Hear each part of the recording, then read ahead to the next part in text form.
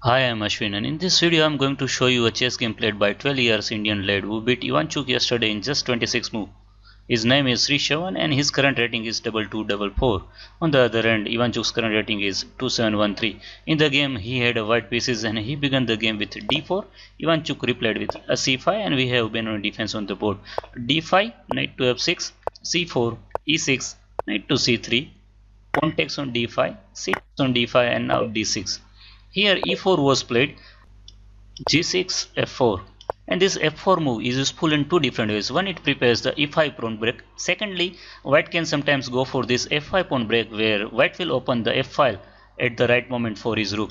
Here bishop to g7 was played and now bishop to b5 check, knight f to d7, knight to f3, a6 and bishop to d3. Here Ivanchuk played this b5. But if you play something else, say you are playing castling, then white can go for this a4 followed by this knight to d2 and knight to c4, and c4 square is very useful for white's knight where from where knight can attack this weak d6 pawn, and sometimes white can go for this a5 and this just b6 sorry, and yeah, knight to b6 outpost. So anyways, b5 was played here to stop that plan, and now castle and king h1. Here rook to e8 by Ivanchuk, and now a3, c4 hitting the bishop, so bishop went to c2 and now knight to c5, which puts some pressure on white center. Here knight to d4 was played and Ivanchuk just played bishop to g4. So basically Ivanchuk would like to just exchange this knight against this bishop. Point is that otherwise that knight will go to a c6 from where this knight can pressure a lot.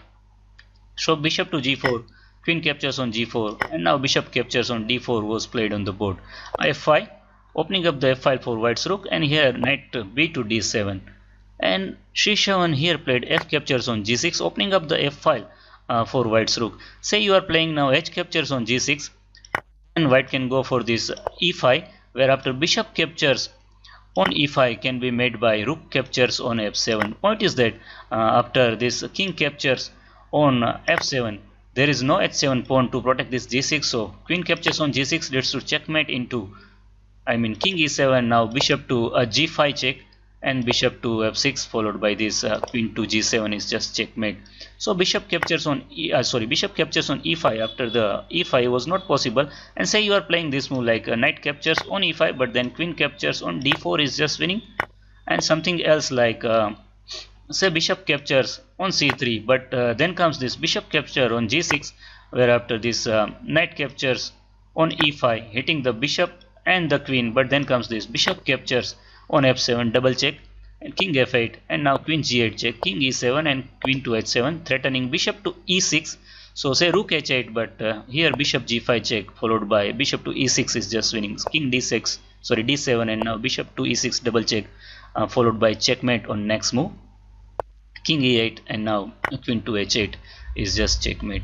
So after knight b to d7 and f capture g6, black cannot play this h capture on g6, so he just took the pawn with his f pawn, and now rook to f7 is out of question here because you cannot play queen captures on g6 on next move.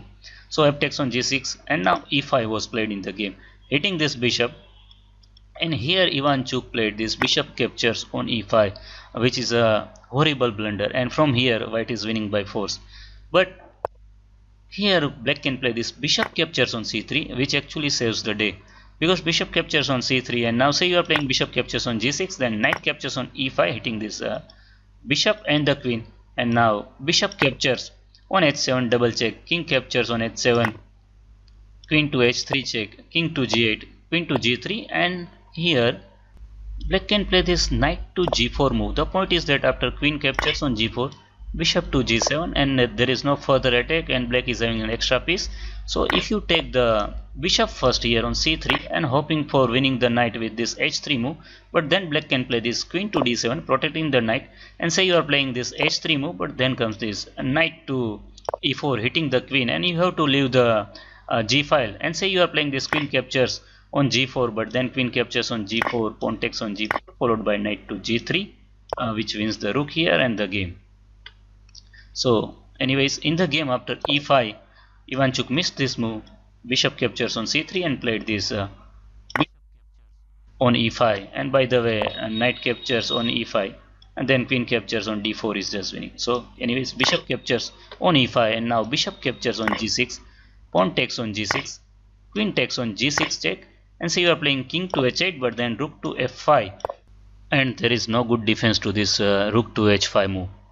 But anyways, we have this queen to capture on g6 and bishop to g7, and here I would like to note that bishop to g5 now is not possible because of knight to e5, which hits the queen too.